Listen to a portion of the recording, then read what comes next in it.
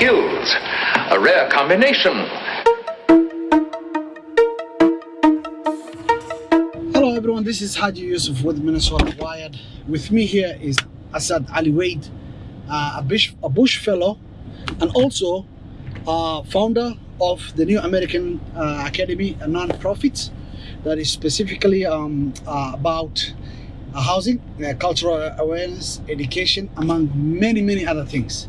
So I've got to be lucky today to have Asad with me, and we will have this great conversation about two things.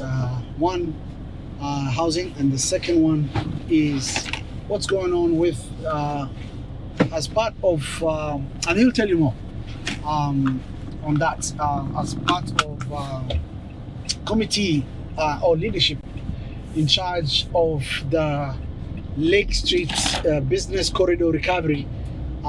He will tell you more about that. So Asad, welcome to Let's Ride. Thank you so much, Haji. I really appreciate for your time. I am enjoying to ride with you today and talk about the community programs and services that we've been doing, especially in this time of pandemic, in this time of crisis. New American Development Center used to call New American Academy, by the way, you're right. We changed the name a couple of years ago. Okay. To align ourselves with the work and the programs and services that we do. So New American Development Center, its mission is to build a vibrant African immigrant community in Minnesota in terms of housing, jobs, economic development, and also with youth development. So since this pandemic comes, we've been really in the front line of helping the community to get access to the resource that they need, advocating through our networks and also influencing the policymakers to help assist this immigrant community to go through in this time of hardship. So with housing, with this COVID-19 pandemic, a lot of families have, a lot of families are suffering. One, due to jobs. A lot of them have either lost jobs because of this pandemic, and rent may be too high, or they will not be able to afford it. What is your organization and your leadership, among many other people, doing to really address specifically this issue?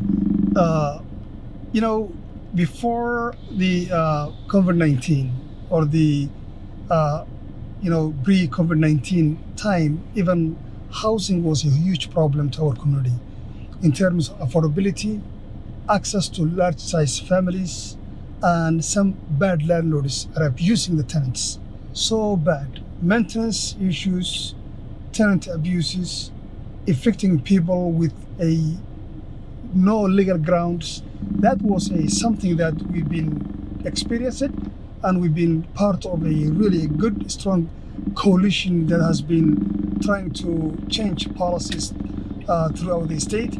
But when the pandemic comes, when people stay home through the executive order signed by the governor, we have seen, the people become, their income change, they stay home, the rent still the same, and even some landlords are asking the people to they're increasing the rent monthly. Even we've been last week we had a conversation with one big apartment building in this middle of the COVID-19. He added $115 every single resident in that big apartment where hundreds of immigrant Somalis live, families and children. So we seen that. Also, we are working with the state of Minnesota. Actually, the New American Development Center is one of the grantees of the state of Minnesota to help people pay rent, utilities, mortgage insurance. We are looking for a specific guidelines of the federal guideline, hard poverty guidelines. We are going up to the 300 percentile in income. So the purpose of this money through the state is to make sure people stay where they are. We are fighting with homelessness. Right, and make sure that no one gets kicked out, no one gets affected. Absolutely. People stay in their homes, Yes. apartments, homes. So what's this process like? So you just mentioned this. Here is the process. Okay, here's the process. What does someone need to do? Let's say somebody's out there right now and he hears you and says, "Oh, there's help." So what's The Minnesota, there has been a competitive application. It was a grant. Luckily, New American Development Center was one of the few organizations that has been asked to work with the state in this pandemic time, because we've been working with the community for the last decade. We built a very strong reputation in terms of foundation and capacity to deliver the work we've been doing. Prior to this state program, we've been helping the city of Minneapolis COVID-19 Housing Assistance Gap Fund. So the process of this grant, this housing assistance right now is people, they should go to a housinghelpmn.org. So when they go to that link, that website, housinghelpmn, like Minnesota.org, they will be able to answer 3 basic questions. Question number 1, are you live in Minnesota? Yes. So one of the basic eligibility is person have to live in Minnesota. You have to be a resident of the state of Yes, Minnesota. you cannot came from like New York or somewhere else. You cannot apply to different state. The second question is, do you owe money related with the COVID-19 issues in terms of health, income, whatever it is? The third question is utilities. Do you owe utility or anything else? So once you said yes for those 3, then this other question would be the income. So the income guideline comes here. The 300 percentile, for example, if you are a family of 5, you can be eligible to apply this this money if you are making all the way to $90,000.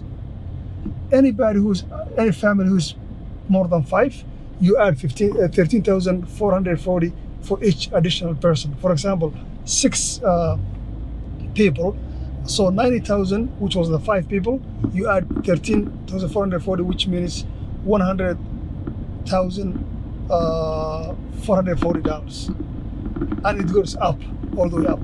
So we prefer those who are making 200 percentile or maybe less, but we go all the way to that. And once your application has been submitted, before you submit it, you will select a list of organizations that you prefer to work with. In the Twin Cities, there's about 4 or 5 organizations. So people should select New American Development Center. Once they selected us and they click New American Development Center, their application will come to our portal, into our dashboard. So we'll see the person information, the name, the address, the uploaded income, the uploaded documentation of what you owe, either in a mortgage or from a landlord. Then we will start a process of identifying the information. We will either approve or deny based on what we see in that. The money will go, if those who are eligible, the money will go to the landlords or the mortgage companies or utility companies such as Excel Energy, Centerpoint, and that kind of companies. So before we go to the Bush, you as a Bush fellow, congratulations, by the way. Thank you. It's one of the few Somali Americans that have are winners of the Bush Fellow award. Before we get to that, this is Lake Street. We're in Lake Street right now, and you are also a part of a group, a committee or leadership that is working on fighting and reviving and maybe, I don't know, you can tell me more about that. But as I understand that you are one of the leaders working on reviving this corridor of businesses, which is mainly owned by immigrants and people of color from different parts of the world, including Somalia and many other parts. So what is your role on this one, and where are you guys so far, and where are you headed on this one?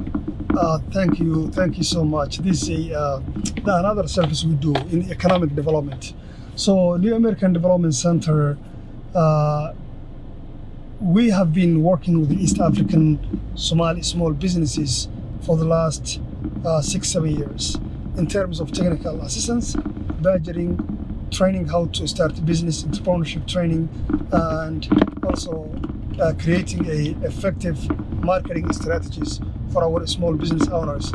When this unfortunate murder happens with George Floyd, and the riots that came after that, which destroy Lake Street. As you see right now, we are driving in Lake Street. You see how many buildings that has been burned down. You will see how many buildings that has a big wood kind of covering that become out of business.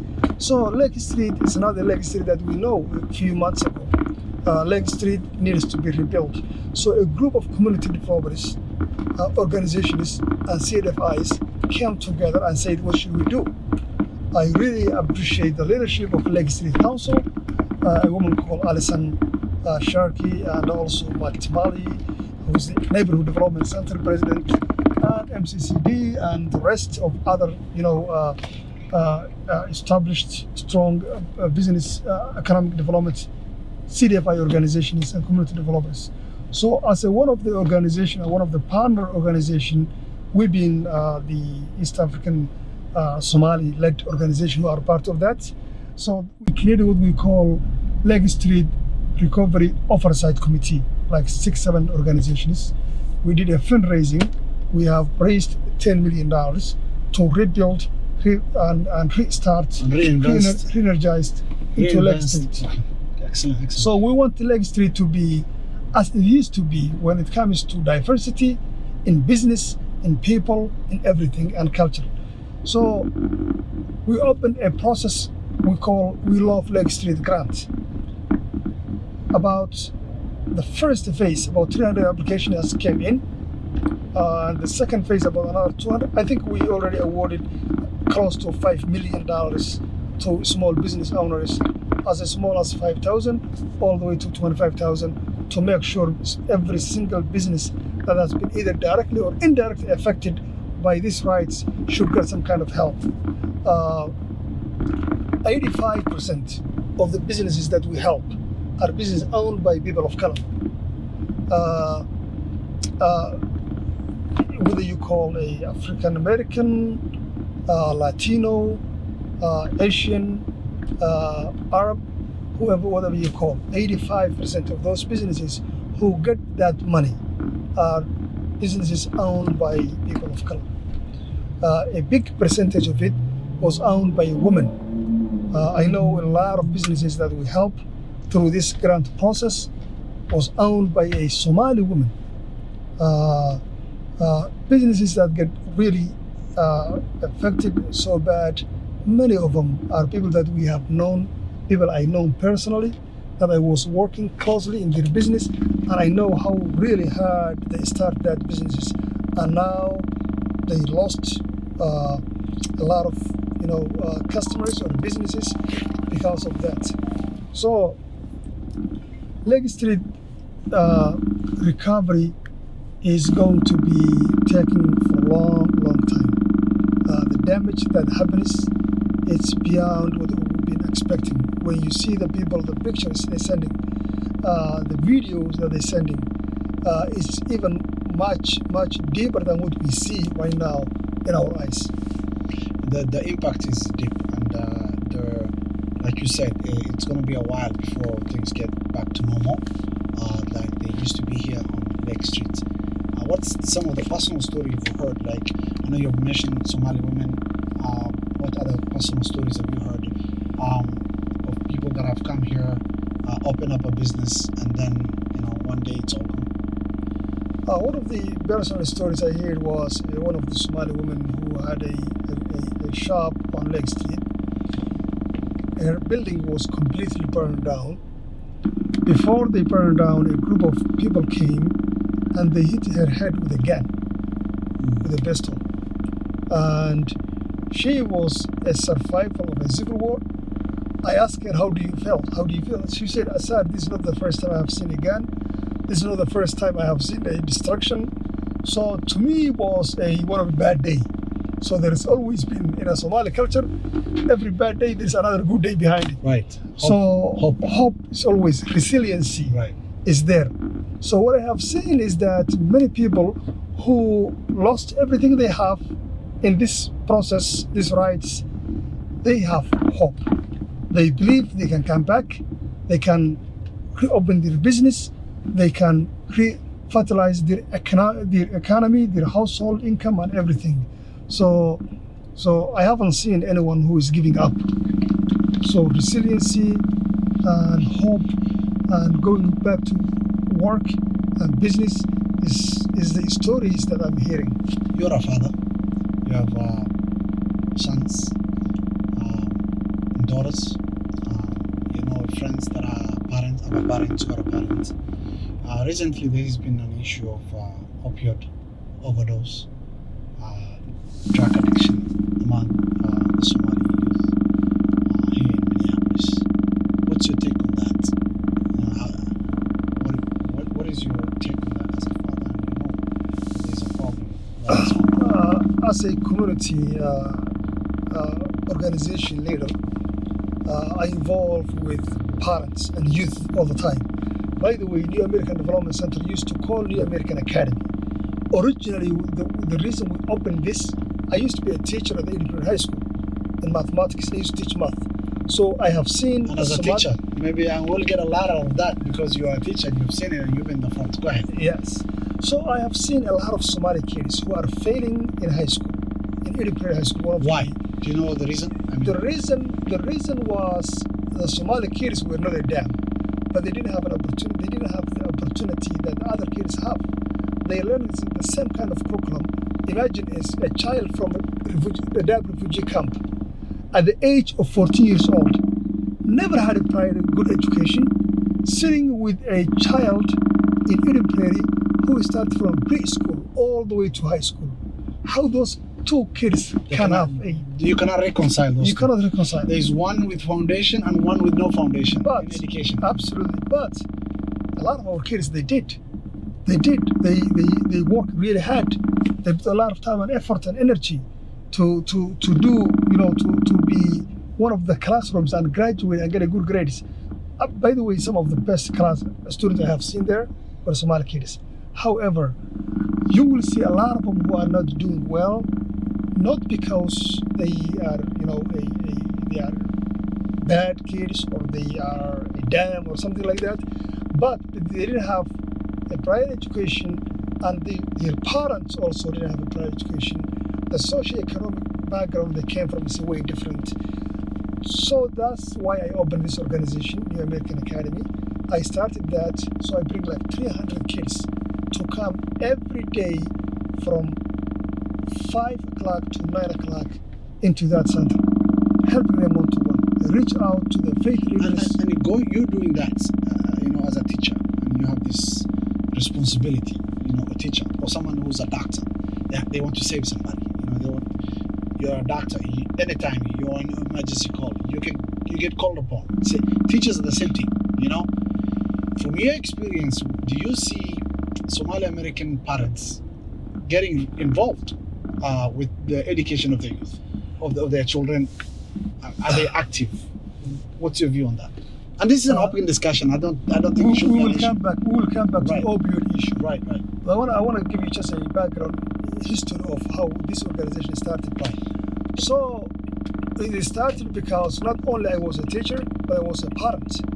So my kids were going to the school district.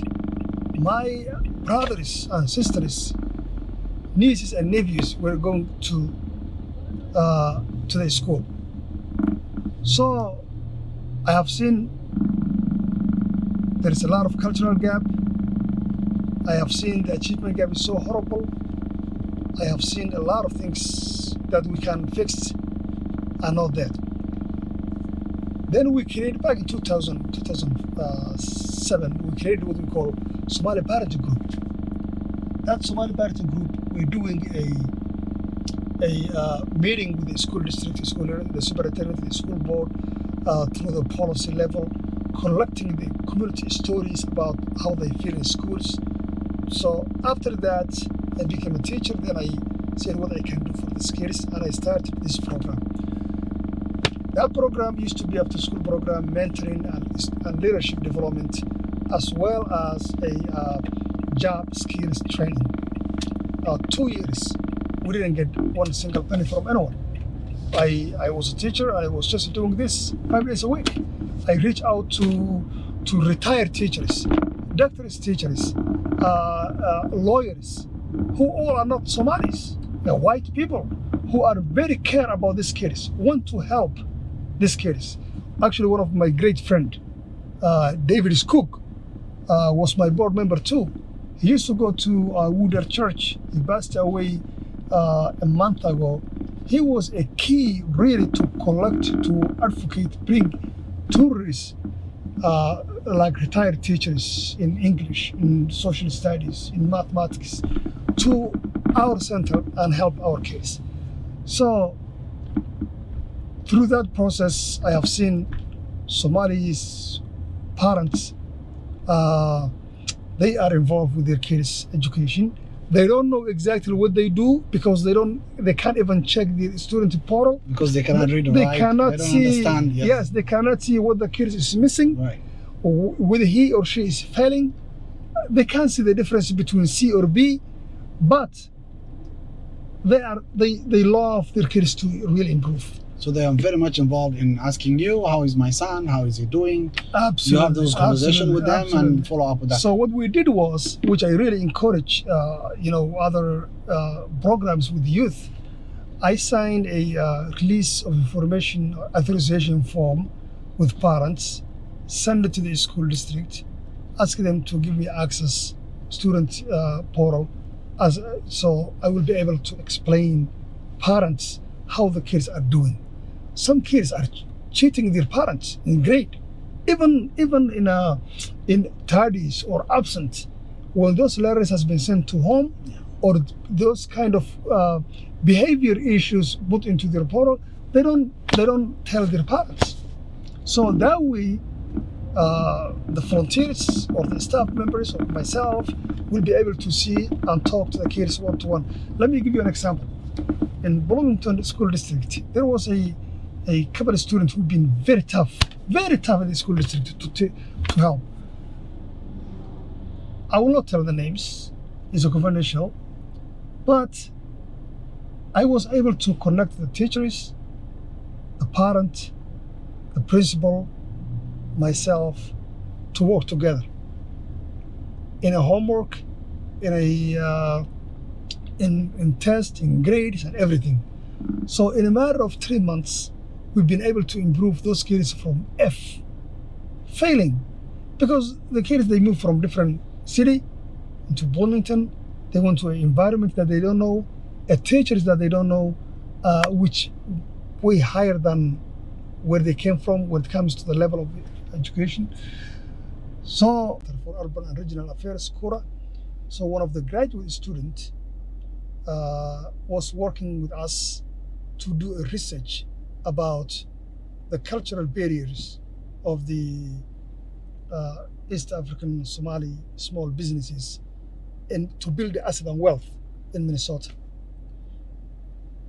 Then through that study, I found we have two things that will not allow our community to be sustainable in the coming future in Minnesota, which is a cultural obstacles and systematic issues.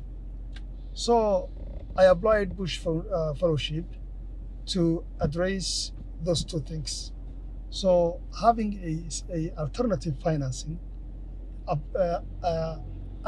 acceptable Islamic financing system, or what we call a alternative financing to these small businesses and people who want to buy homes. So asset and wealth building through culturally relevant is what our community needs. So that was my argument. And I lay out a plan which was how that will be happen. So I created what we call Alternative Financing Committee, including the Federal Reserve Bank, the Associate Bank, University of Minnesota, Hamline University, faith leaders from the Muslim community, from Jewish, Christian, elected officials, the city of Minneapolis, city of St. Paul, and non-profit community developers, as well as youth. So that Alternative Financing Committee was 17 people. We compare and contrast the Western financing system versus Islamic financing. We see the differences and the similarities. And you know what? This is a very interesting topic because a lot of people who are watching, Muslims, non-Muslims, people of all faith, they always wanted to know how do Muslims, the rest of the world, in the Muslim world, how do they finance, homes, cars? And this is a very, very big. So we're going to wait on Asad to finish this project. And when he finishes, we're going to have this discussion because a lot of people have always asked me. I've seen a lot of people go to dealership. I've seen a lot of people want to buy a home. I've seen a lot of people want to buy properties, want to invest. And the finance is a big issue. Finance is a big problem. And some of them, because of their faith, they don't want to take that step. They kind of hold themselves back. But this is a very good topic for Muslims and non-Muslims because they want to know. They've always wanted to know how this works. So next time we're going to have in-depth discussion on our show about his study with and as a Bush Fellow. And when that is done, we're going to get more information from you and we can have the discussion. Thank you very much for joining me today, Asad Aliweyd, and your time. It's curfew time in Minneapolis in about an hour or two. And so we're here today and we had a great discussion. And hopefully we can continue having more discussion with more people, more leaders in our community about some of these pressing issues and crisis, and help try and fight back and push back and be able to. Thank you very much and thank you for your time. Thank you, Haj. I appreciate for your time, and thank you, Minnesota Wired, for the great job and the great service that you're doing to the community.